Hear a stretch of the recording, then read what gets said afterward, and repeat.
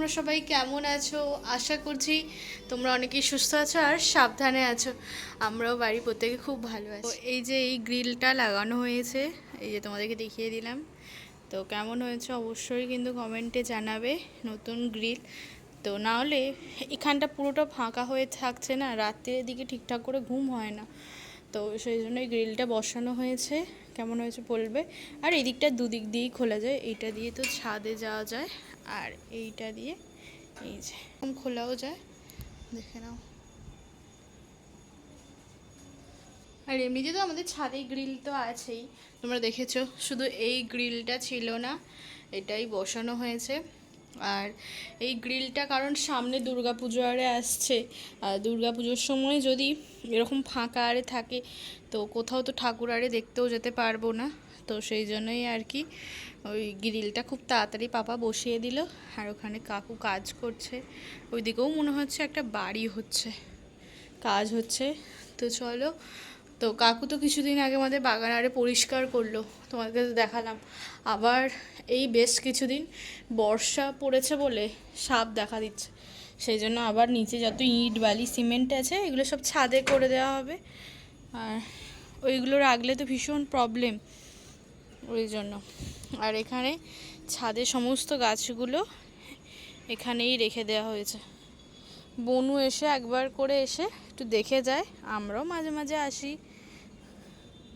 এই গাছটা তোমাদের দেখালাম নার্সারি থেকে নেওয়া হয়েছে, এটাও সেম।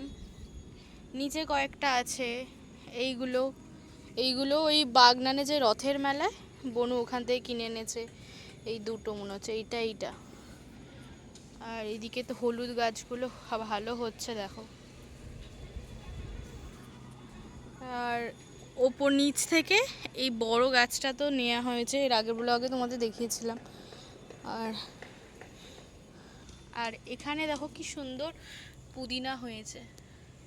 পুদিনাটা আর একটু হোক, ডাল কেটে আবার অন্য টবে দিয়ে দিতে হবে। কি রান্না হচ্ছে তোমাদেরকে এক ঝলক দেখিয়েই দিই। এখানে আছে শঙ্কর মাছ, তো দেখতেই পাচ্ছ মিডিয়াম সাইজে, মা একেবারে ভেজে নিয়েছে। আর এখানে আলু দিয়ে হবে শঙ্কর মাছের ঝাল। আর তার সঙ্গে এখানে আছে টক চিংড়ি মাছ, কুমড়ো, তবে বেগুন, কচু, তবে ঢ্যাঁড়স আরে দিয়ে টক হচ্ছে। এখানে দু রকম মাছ আছে, একদিকে আছে দাদায়ের, একদিকে আছে কুট্টুসের। আর এদিকে হবে তোপসে মাছের ফ্রাই। তোপসে মাছ আছে, এই তোপসে মাছ দিয়ে হবে বেসন দিয়ে, এখানে ব্যাটারটা করে নিয়েছে, বেসনের ব্যাটারটা, এটা ফ্রাই হবে। আর আমাদের এখানে কুট্টুস বসে বসে গান শুনছে। বৃষ্টি পড়ছে আর এদিকে আমাদের কুট্টুস বসে বসে এতক্ষণ বাইরেই বৃষ্টিও দেখে যাচ্ছে। দেখো বাইরে কিন্তু ঝমঝমিয়ে নেমেছে বৃষ্টি। আর ওইদিকে মায়ের তো রান্নাবান্নাও কমপ্লিট। কুট্টুস ভালো লাগছে এখানে? কুট্টুস সেই ছোটোবেলা থেকেই মানে এখানেই ও বসে থাকতে এত ভালোবাসে, কি বলবো তোমাদেরকে। এই দেখো, আর এই দিকে আমাদের মানি প্ল্যান্ট গাছ দেখো কতটা বড় হয়ে যাচ্ছে আস্তে আস্তে। তো এই জানলাটাতেই রাখা হয়েছে আর খুব সুন্দর হচ্ছে দেখো।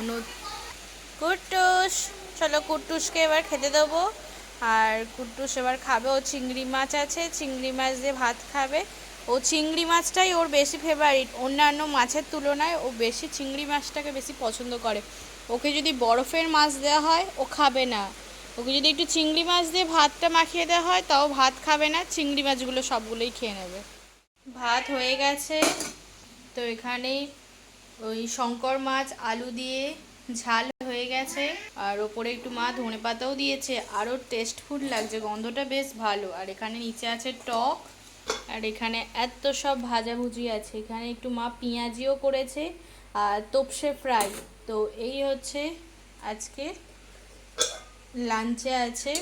আর চলো, বাইরে তো ভালোই বৃষ্টি পড়ছে, এখনও দাদাই পাপা কেউই আসেনি, মা স্নান টান করা হয়ে গেছে মায়ের, বোনও স্নান করতে গেল।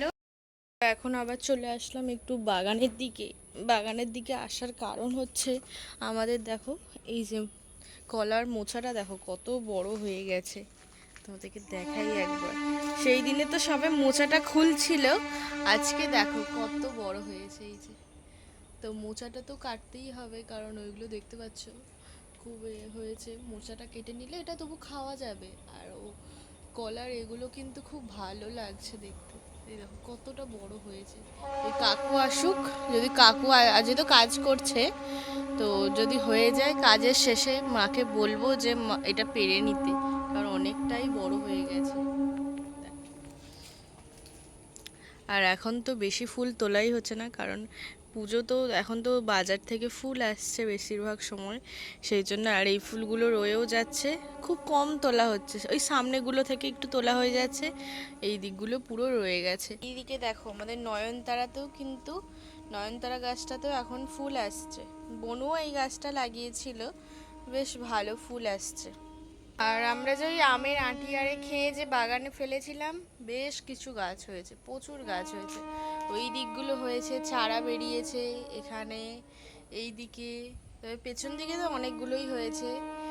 তো এই চারাগুলোকে তুলে দিতে হবে, কারণ এত আম গাছ হয়ে গেছে। আমাদের ওখানে একটা আম গাছ, আবার ওখানে একটা আছে, ওই দিকটা করে একটা আছে, তবে পেছন দিকে আম গাছ আছে। এত আম গাছ থাকলে তো হবে না।